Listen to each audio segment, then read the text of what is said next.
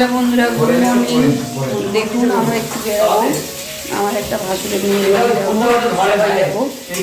তা ওখানে গিয়ে আপনাদের যতটা পারি দেখাবো, আর যেতে যেতে যতটা পারি আপনাদের দেখাবো।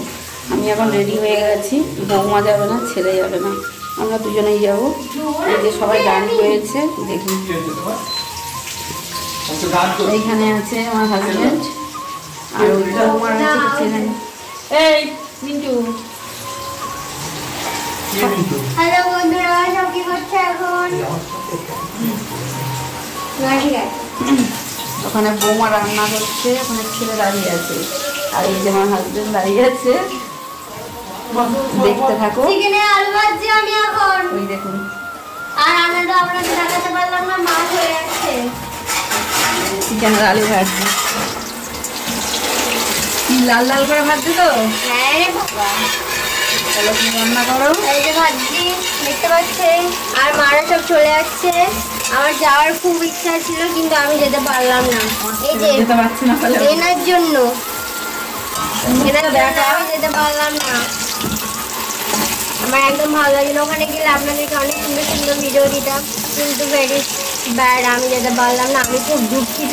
নেক্সট টাইম কোথাও গেলো স্যারের কথা কেন বলছে? এই যে একটা জিনিস দেখাচ্ছি আপনাদেরকে, দেখুন। এই যে হ্যাঁ, আপনাকে দেখাতে পারিনি। এই যে করতে তো পারে না রান্না, কিন্তু তাও চেষ্টা করছে। জানি না কেমন হবে, পোস্টটা খাওয়া যাবে কি যাবে না আমি বলতে পারছি না।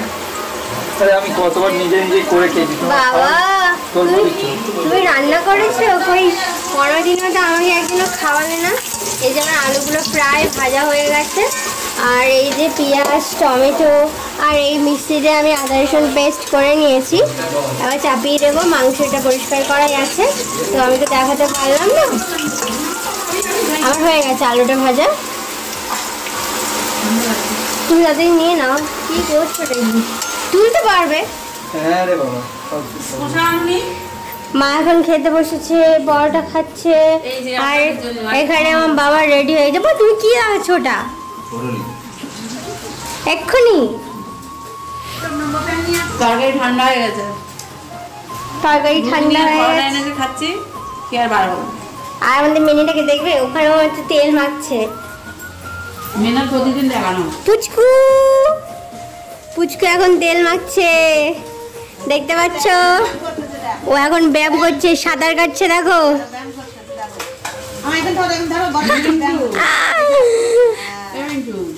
এই যে বর্ণনা আসছে,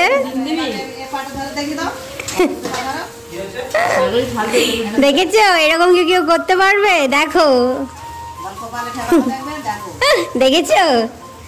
এই যে কাকিমণি এখানে পরিষ্কার করছে বাসনগুলো। চলো। তো আমি তো যেতে পারলাম না, আমার একদম ভালো লাগছে না, সত্যি মনটা খুব খারাপ। সবাই ঘুরতে যাচ্ছে আর আমি যেতে পারলাম না। কি করেছো ওটা দেখি? বাটি তুলতে গিয়ে ওরকম হয়েছে। কখনো তো করতে পারে না। আর বাটি তো বলতো ওখানে হবে, গোল বাটিতে পৌঁছে যাবে। করতে পারে না সেটা বলবে না, তাও তর্ক করতে ছাড়বে না। না, তোমার তুমি খাও, তুমি খাও, তোমার ভাইরাল হয়ে যাবে। চলো আর কি কি করি সব দেখাবে মা, ঠিক আছে? এখনকার মতো টাটা। বাবা বিছানার অবস্থা দেখছেন, সকাল থেকে ভিডিও শুট করছিলাম, তাই বিছানার এরকম এলোমেলো অবস্থা। হ্যাঁ হ্যাঁ হ্যাঁ, সেই তো বেশি বেশি ওই সাময়িকক্ষণ আমাদের তেমন যদি ঝড় লেগে থাকে, এটা দেখে কিছু খারাপ মনে করবে। কি খুঁজছো ওখানে তুমি? এত বড় চামচ ভরে কে বুঝ খায়? খেতে দেবে কি সেটা বলো। তাই তো বাড়া আছে, খেয়ে নাও। চলো টাটা।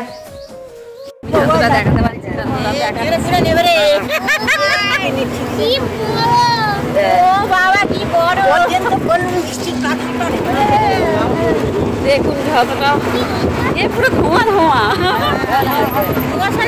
কুয়াশা তো কিচ্ছু দেখা যায় না।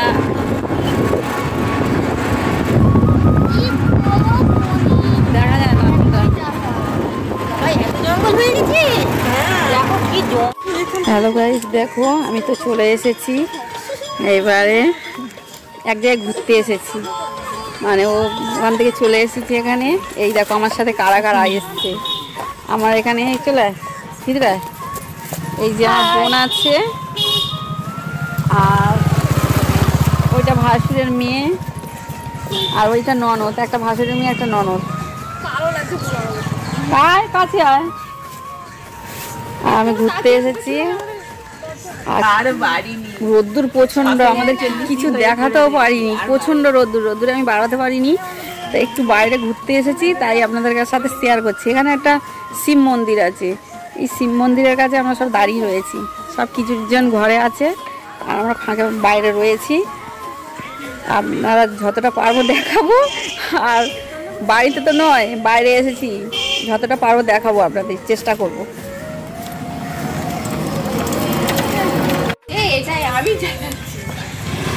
দেখুন বন্ধুরা, আমাদের খাওয়া দাওয়া হয়ে গেছে, ওটা দেখাতে পারিনি, অনেক ভিড়ের মধ্যে লোকজন ছিল তো দেখাতে পারিনি।